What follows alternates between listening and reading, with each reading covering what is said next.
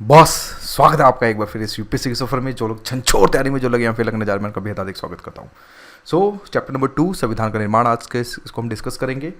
काफ़ी अच्छा रिस्पांस मिल रहा है आपके थ्रू, तो उसके लिए थैंक यू सो मच। अब देखिए, मैं एक ही बात बोलूँगा, अगर प्रीलिम्स अभी आ रहा है तो देखो यार, प्रीलिम्स में ये होना चाहिए कि आपने कितनी बार मल्टीपल टाइम रिवीजन किया है। भटकाव से बचें, इधर उधर की चीज़ों से बचें, कुंजियों से बचें कि इसका ये पढ़ लो, उसका वो पढ़ लो। नहीं, जो चीज़ें हैं उन्हीं को ही बार बार रिवाइज करो। हमेशा ध्यान रखिएगा कि यूपीएससी के अंदर रिवीजन और रिकॉल का सबसे ज़्यादा अहमियत होती है। यानी कि रिकॉल आप कितना कर पाते हैं उस एग्ज़ाम हॉल में। देखो, गुस्सा कब कब आता है? गुस्सा जब आता है जब यूपीएससी एग्ज़ाम में आप सेंटर में गए हैं और आपने क्वेश्चन पेपर देखा है और वो क्वेश्चन आपको ने पढ़ा हुआ है लेकिन आपसे बन नहीं रहा, तो सबसे ज़्यादा फ्रस्ट्रेशन उस समय निकलती है। क्यों क्यों नहीं बन रहा? क्योंकि आपने रिवीजन नहीं किया। तो मेरी आप लोगों से रिक्वेस्ट यही है कि आप लोग ज़्यादा से ज़्यादा रिवीजन करें। एक सब्जेक्ट को 10 बार, 15 बार, 20 बार, कोई बात नहीं यार, करो, ताकि क्वेश्चन को देखते ही समझ आ जाए इसका आंसर ही है, राइट? तो बेस्ट कीप रिवाइजिंग, यही मुझे आज के मोटिवेशन में बोलना है। देखिए, संविधान का निर्माण में इसमें लेके चलते हैं कि संविधान का अभी तक हमने चैप्टर नंबर 1 के अंदर हमने 1947 तक यानी 1947 तक के जो सारे एक्ट्स थे, संवैधानिक एक्ट्स या फिर चार्टर एक्ट, तो वो हमने देखे, कवर किए फटाफट। अब आगे बढ़ते हैं। देखिए, संविधान क्या होता है, इसको भी हटाइए, ये माइंड को भी हटाइए, थोड़ा तर्क पे चलते हैं। देखिए, तर्क ये कहता है कि संविधान क्या होता है यार। कहीं ना कहीं कोई ऐसा डॉक्यूमेंट होगा जो अप्रूव्ड होगा, आधिकारिक तौर पे होगा, यही हुआ। अब कौन अगर आधिकारिक होगा, कहीं ना कहीं राष्ट्रपति करेगा, प्रधानमंत्री करेगा, संसद करेगी, जो भी है, व्हाट्सएवर, मतलब जो भी उस देश का कोई टॉप बंदे के द्वारा वो डॉक्यूमेंटेड होगा, जिसपे सभी लोगों की स्वीकृति होगी, राइट? अब ऐसा तो नहीं है ना कि आधे, मान लीजिए सारे लोग अगेंस्ट है लेकिन आपका डॉक्यूमेंट ये कह रहा है, तो ऐसा भी कुछ नहीं होता, क्योंकि सरकार किसकी होती है? जनता के द्वारा ही मतलब चुनी जाती है ना। तो उस केस के अंदर जो टॉप के थ्रू होगा, आधिकारिक होगा और जिसपे सबकी सहमति से राय भी होगी। तो ये हो गया एक संविधान की फिलॉसफी। क्योंकि देखो यार, मेरा यहाँ पे ये नहीं कि बस जो लिखा वो पढ़ा दिया, नहीं, चीज़ों को तर्क के ऊपर भी लेके चलना है। क्योंकि यूपीएससी क्वेश्चंस ऐसे निकालता है, हमेशा हम देखते हैं 2 से 3 क्वेश्चन यूपीएससी बहुत ही नए क्वेश्चंस पूछता है। तो क्यों? जिनके कंसेप्ट क्लियर होंगे उन्हीं के आंसर्स होंगे आपके पास। फिर अगर कंसेप्ट क्लियर नहीं होंगे तो छोड़ के आओगे, फिर यही तो क्या मारोगे? तो चीज़ों को समझें। तो हमें एक बात तो ये पता चल गई कि कहीं ना कहीं आधिकारिक तौर पे कोई डॉक्यूमेंट होगा, टॉप के थ्रू होगा। एक देखो माइंड सेट लगाते हैं, कोई होगा, कोई या मतलब अथॉरिटी के द्वारा होगा, टॉप पे होगा तो वो स्वीकृति के द्वारा होगा। कुछ ये सब चीज़ें जो होती है संविधान के अंदर निर्मित होती हैं। यह वो किसी बुक में नहीं मिलेगा। इस चीज़ को आप ढूंढने मत लगे ये कौन सी बुक से सर ने बोल दिया। ये प्रैक्टिकल नॉलेज जो आप चीज़ों को समझते हैं, उसी चीज़ का ये ज्ञान होता है। खैर, देखिए, इसके अंदर बेसिकली अगर बात करें तो ये कहीं ना कहीं एक अगर हम बात करें तो ये एक लेख होता है, या फिर ये पत्र, या फिर एक दस्तावेज, किसी भी फॉर्म में मतलब हो सकता है। जैसे कि इंडिया के अंदर तो इतनी बड़ी बुक होती है, राइट? तो इस तरह से चीज़ें हम जो है देखते हैं, राइट? अब इनकी बातों को समझिएगा। सरकार की रूपरेखा व प्रमुख कृत्यों का निर्धारण, ध्यान से समझिएगा इस वर्ड को, यानी सरकार की दस्तावेज जो सरकार की रूपरेखा व प्रमुख कृत्यों का निर्धारण करता है और उसे देश का सर्वोत्तम आधारभूत विधि माने यहाँ पे हो गया कानून, क्या हो गया? यहाँ पे हो गया कानून, राइट? कानून कहा जाता है, यानी कि उसी को हम संविधान, यानी कि जो भी कानून हो भाई, उसी को मतलब जिसके थ्रू भाई पूरा देश चल रहा है, या फिर मतलब जिसके थ्रू, मतलब कि कानून वो होते हैं जिसमें अगर हम बात करें जिसके अगेंस्ट अगर जाता है तो हमें फिर पेनल्टी देनी पड़ती है, चाहे वो कारावास में हो, चाहे वो किसी भी दंड स्वरूप में हो, वो एक अलग बात होती है।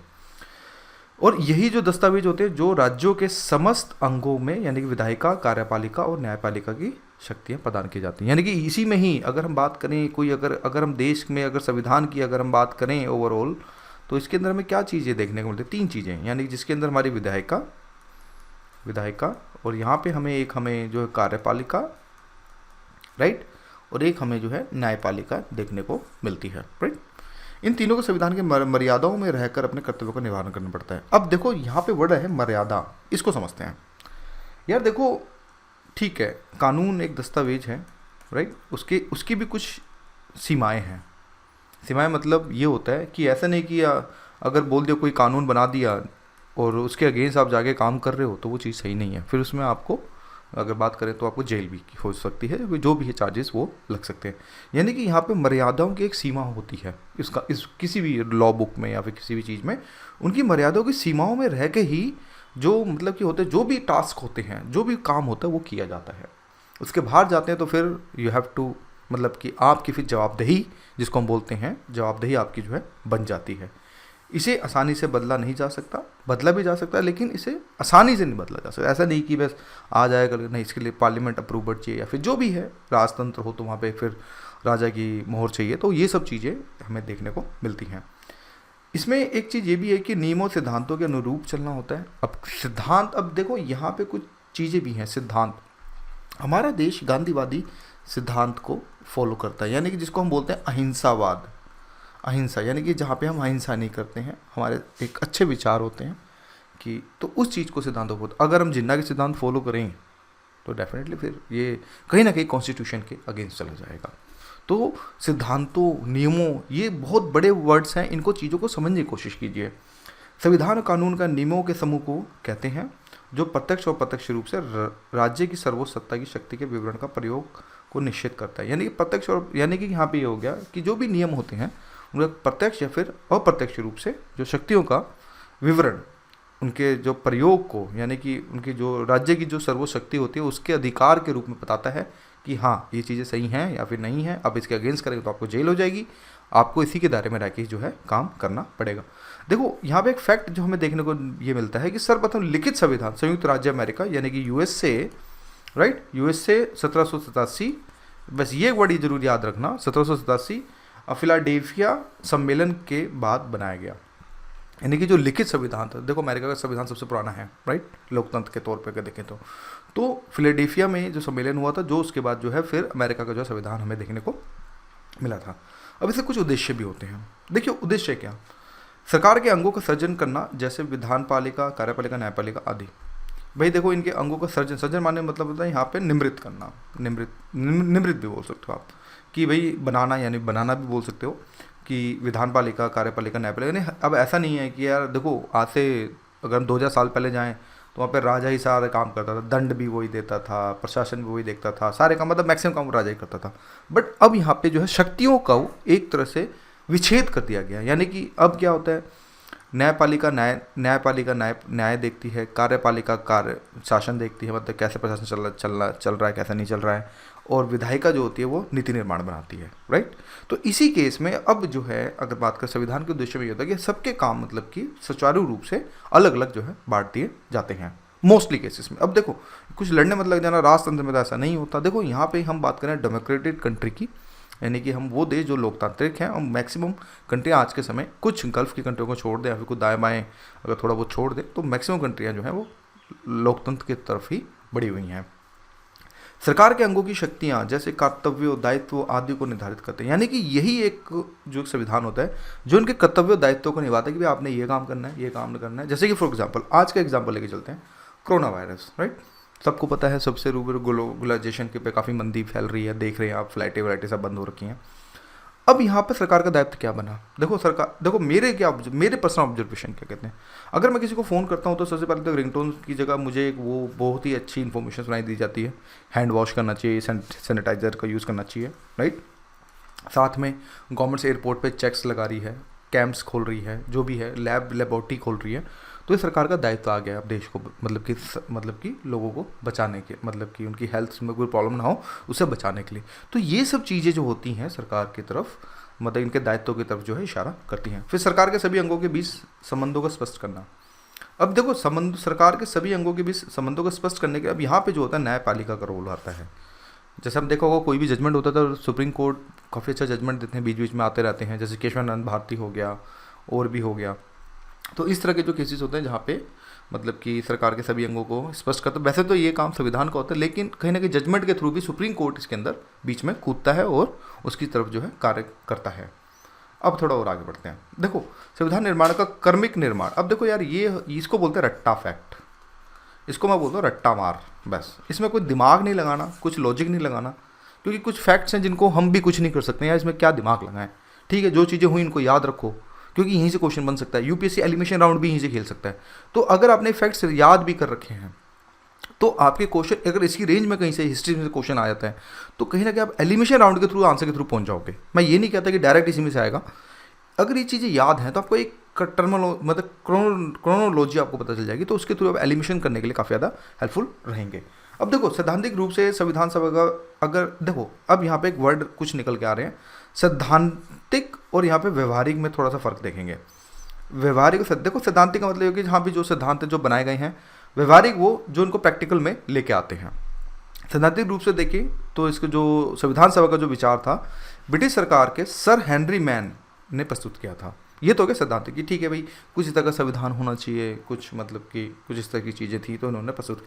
लेकिन व्यवहारिक तौर पे सबसे पहले अमेरिका ने इस संविधान सभा का गठन किया, यानी कि अमेरिका फर्स्ट आया। विचार जो है ब्रिटिश ने निकाले थे, लेकिन उसने इम्प्लीमेशन यानी कि उसको जो पूर्ण रूप से काम जो किया वो बेसिकली अमेरिका के संविधान ने किया था। अब देखो, अब भारत के ये तो था एक इंटरनेशनल, एक तो हम बोल सकते हैं इंटरनेशनल स्टैंड कि इंटरनेशनल स्टैंड में क्या क्या था, ठीक है, जो प्रैक्टिकल जो पहली बार चीज़ें हुई। अब दूसरी बात देखते हैं, संविधान सभा के सिद्धांत के दर्शन हुए सर्वप्रथम 1895 के स्वराज विधेयक में हमें देखने को मिलता है। यानी कि संविधान सभा, देखो संविधान सभा यानी कि संविधान से के आसपास की जो चीज़ें हुई थी वो 1895 राइट 1895 स्वराज विधेयक के द्वारा हुई थी, जिसे लोकमान्य बाल गंगाधर तिलक जी ने निर्देशन में मतलब कि तैयार हुआ था। जो भी है मतलब कि लोकमान्य बाल, ये एक फैक्ट है, इसको यूपी पीसीएस वाले तो रट्टा मार के जाइए, यूपीएससी वाले भी प्लीज़ इसको थोड़ा सा एनालाइज करते हुए चलिए।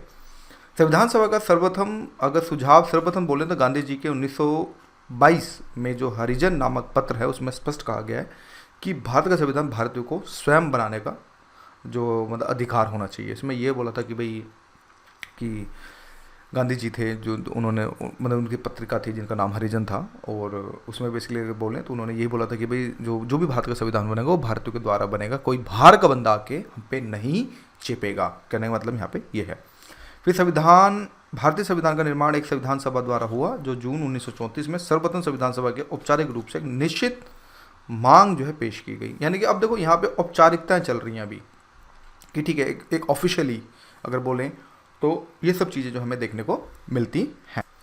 इसके बाद अगर मैं बात करूं तो इसमें देखो 3 तरह से चीज़ें, यानी कि हमें ये 4 चीज़ें देख रही हैं तो इनको थोड़ा ध्यान समझेंगे। देखिए 1936 के अंदर लखनऊ में एक कांग्रेस का अधिवेशन हुआ और उसमें कहीं ना कहीं एक तरह से संविधान बनाने की संविधान सभा की मांग प्रस्तुत की गई। फिर अगस्त प्रस्ताव आया 1940 में, पहली बार संविधान सभा की मांग की ब्रिटिश सरकार ने आधिकारिक रूप से स्वीकार कर लिया कि ठीक है भारत का संविधान भारतीयों द्वारा होना चाहिए। तो ये कहीं ना कहीं हमें अगर हम बात करें तो ये अगस्त प्रस्ताव के अंदर हमें जो है देखने को मिलता है। देखो ये चीज़ें सारी एनालिटिकल हैं, ये रट्टा मार फैक्ट्स भी हैं, लेकिन कहीं ना कहीं थोड़ा एनालिटिकल। अच्छा, अगस्त प्रस्ताव के थ्रू ही जो है ब्रिटिश पहली बार आए थे, जब उन्होंने आधिकारिक तौर पे मतलब कि ब्रिटिश मतलब कि पहली बार उन्होंने ये बोला था कि 1940 के अंदर जो है आधिकारिक रूप से जो है इस चीज़ का जो है स्वीकार करना चाहिए। फिर इसी के जैसे क्रिप्स प्रस्ताव में 1942 में संविधान सभा की रूपरेखा की बात भी करते गए। ठीक है आप बनाओ अपना संविधान, देखते हैं आप बना पाते हो नहीं बना पाते हो, तो उसकी एक रूपरेखा एक तरह से मतलब कि बनाई गई कि ठीक है सभी भारत का संविधान इस तरह से ऐसे मतलब इस तरह के डायमेंशन से जो है हो सकता है। फिर 1946 में ब्रिटिश मंत्रिमंडलीय शिष्टमंडल ने अपनी योजना के अंतर्गत वर्तमान संविधान सभा की संरचना बना दी गई। तो ये था फैक्ट। देखो दोस्तों, कराने को तो मैं ये 2 मिनट में भी करा सकता हूँ, लेकिन फिर क्या फ़ायदा, तोते की तरह रटने से नहीं। यहाँ आप जो मेरी वीडियो देख रहे हैं वो समझने के लिए देख रहे हैं, तो हम यहाँ समझने पे ज़्यादा फोकस कर रहे हैं, तो थोड़ा और आगे बढ़ते हैं। देखिए कैबिनेट, अब संविधान सभा के अंदर कुछ कैबिनेट मिशन योजना भी चली, जिसके अंदर देखो कैबिनेट मिशन की योजना के कुछ प्रस्ताव, यानी कि आप देखें कि भाई कैबिनेट मिशन भी आया था, आपने देखा हो, तो उसके अंदर संविधान सभा में कुल 389 सदस्य हुए थे, राइट 389 सदस्य हुए थे, जिसमें से 296 ब्रिटिश प्रांत मतलब कि विन हुए थे, और जो मतलब कि 93 जो थे देसी रियासतों मतलब सॉरी विन नहीं होते, मतलब कि इनको जो है डिवाइड किया गया कि 296 ब्रिटिश प्रांत से लिए जाएंगे और 93 जो होंगे देसी जो हमारे जो है रियासतें होंगी। फिर जनसंख्या के अनुपात में जो सीटें दी गई थी वो 10 लाख पर 1 सीट दी गई थी। ध्यान से समझिएगा, यहाँ पर 10 लाख पर 1 सीट जो है अलॉटेड करी गई थी। और सीटों का जो निर्धारण था वो 3 समुदायों के बीच में किया गया। 3 समुदाय में जिसमें मुस्लिम को अलग रखा गया, सिख को अलग रखा गया और सामान्य को अलग रखा गया। सामान्य में सब आगे थे। इनका जो था मतलब कि जो इनका वोट देने का तरीका था वो समानुपातिक प्रतिनिधि तरीके से, जिस तरह से राष्ट्रपति का चुनाव होता है उसको हम राष्ट्रपति वाले में डिस्कस करेंगे अच्छे से, तो समानुपातिक प्रतिनिधि के तौर पे जो है इसका मतलब कि राष्ट्रपति का मतलब कि इसमें एक तरह से जैसे राष्ट्रपति का होता है तो उसी तरह से मतलब इसका निर्माण किया गया। सदस्यों का चयन अप्रत्यक्ष रूप से प्रांतीय व्यवस्था के सदस्यों द्वारा जो संविधान सभा के चुनाव जुलाई अगस्त 1946 में हुए थे। मतलब कि जो भी सदस्यों का चयन था अप्रत्यक्ष रूप से, देखिए अभी भी प्रत्यक्ष नहीं है, अप्रत्यक्ष है। इस चीज़ को आपने जो है चीज़ों को थोड़ा सा समझना है। अप्रत्यक्ष रूप से प्रांतीय व्यवस्था के सदस्यों द्वारा संविधान सभा के चुनाव जुलाई अगस्त 2046 में हुए, कहने मतलब ये है। फिर संविधान सभा का चुनाव वयस्क मतदाताओं द्वारा प्रत्यक्ष रूप से नहीं हुआ। इस चीज़ का ये कंसेप्ट है, इसका आपने प्लीज़ याद करके रखना है कि जो भी संविधान सभा का चुनाव हुआ था उसके अंदर वयस्क मतदाताओं द्वारा जो था प्रत्यक्ष रूप से जो है चुनाव नहीं हुआ था। थोड़ा और आगे बढ़ते हैं। देखो संविधान सभा की कुछ कार्यप्रणालियाँ थी, यानी कि संविधान सभा की पहली बैठक, देखो इसकी जो पहली बैठक हुई वो कहीं 9 दिसंबर 1946 को हुई, जिसके अध्यक्ष जो अस्थायी अध्यक्ष थे सचिंदानंद सिन्हा जी, जो बेसिकली जो है बने थे। फिर 11 दिसंबर को, यानी कि कुछ 2 दिन के बाद ही अगर हम बात करें तो हमारे श्री राजेंद्र प्रसाद जी को अध्यक्ष बना दिया गया, और साथ में कहीं ना कहीं एस सी मुखर्जी और वी.टी. कृष्णामाचारी उपाध्यक्ष यहाँ पे जो है बने थे। यानी कि 11 दिसंबर को ही यहाँ पे एक अध्यक्ष का पद बना और यहाँ पे एक उपाध्यक्ष का पद बना। अध्यक्ष में राजेंद्र प्रसाद जी और यहाँ पे वी.टी. कृष्ण जी जो थे, ये बेसिकली जो उपाध्यक्ष बने थे। उद्देश्य प्रस्ताव इसमें देखो 13 दिसंबर। अब देखो ये क्रोनोलॉजी जो आपको हमेशा याद रखने की भाई क्या क्या हो, इसलिए मैंने यहाँ पे स्पेशली इस किताब के अंदर जो है 13 दिसंबर की जो है डेट भी डाल रखी है।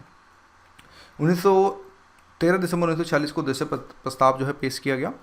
साथ में संविधान सभा भारत को स्वतंत्र संपूर्ण गणराज्य घोषित करता है। ये कुछ इसमें मतलब इसमें क्या क्या कहा गया ये आप देखिएगा। इसमें ये बोलते हैं कि भाई गणराज्य कहा गया, फिर साथ में भारत में शामिल होंगे वो भारतीय संघ का हिस्सा कहे जाएंगे, सीमाओं का निर्धारण संविधान द्वारा ही होगा, और शक्तियों का स्रोत द्वारा भारत की जनता होगी। तो ये अच्छी अच्छी बातें, अवसर की समानता, स्वतंत्रता की सुरक्षा, ब्राह्मण समानता, विचार अभिव्यक्ति, ये सब बनाने की मतलब लोक नैतिकता, मतलब इस तरफ को लेकर अच्छी अच्छी बातें इसमें करी गई। साथ में इसमें ये भी कहा गया कि एसटी और ओबीसी और एससी की सुरक्षा भी करी जाएगी, और साथ में संघ की एकता और भू क्षेत्र, समुद्र और जो भी बायो क्षेत्र की जो है स्पेशली यानी कि रिलेटेड टू द पर्यावरण की भी जो है सुरक्षा करी जाएगी। प्राचीन भूमि को विश्व में उसका स्थान दिलाया जाएगा। तो ये कुछ अच्छी अच्छी बातें थी जो इसमें बेसिकली अगर बात करें तो उद्देश्य प्रस्ताव के अंदर जो हमें देखने को मिलती है। इसी के जैसे भारतीय स्वतंत्रता अधिनियम 1947 में कुछ 3 परिवर्तन हुए, उन 3 परिवर्तनों को समझ लेते हैं। यानी कि जब भारतीय स्वतंत्रता अधिनियम यानी 1947 के अंदर, राइट, जब 1947 के अंदर जब ये चीज़ें जब परिवर्तन हुए तो उन चीज़ों को थोड़ा समझते हैं। देखिए इसमें यह था कि कहने का मतलब ये होगा कि देखो भाई जो संविधान सभा ही विधायिका, कहने मतलब यहाँ पे है कि जो कानून लागू करना होगा, देखो संविधान बनाना, इसके जो अध्यक्ष थे वो हमारे राजेंद्र प्रसाद थे। कानून लागू करने के मतलब जो था वो अध्यक्ष जो थे वो जे.बी. मालुंगर थे, राइट। अगर हम बात करें तो अन्य कार्यों के अंदर अगर हम देखें थोड़ा सा, और यहाँ पे एक चीज़ और, मुस्लिम लीग के सदस्य जो पाकिस्तान में जो शामिल हुए थे भारतीय संविधान से अलग हुए, और इनकी संख्या कुछ 299 के आसपास यहाँ पे तक मतलब हो गई थी अगर हम बात करते हैं तो। फिर अन्य कार्य में देखें तो जो भारत था वो राष्ट्रमंडल की सदस्य उन्होंने ग्रहण कर ली, और 22 जुलाई को 1947 को राष्ट्रीय ध्वज, 24 जनवरी 1950 को राष्ट्रीय गान और राष्ट्रीय गीत, और राजेंद्र प्रसाद पहले यहाँ इस देश के जो प्रधानमंत्री यहाँ तक बने। तो यहाँ तक अभी तक हमने अगर हम देखें तो हमने पहला पार्ट कवर किया है कि संविधान के एक फिलॉसफी को समझा है। अब दूसरे पार्ट के अंदर हम आगे बढ़ेंगे। तो गाइस थैंक यू।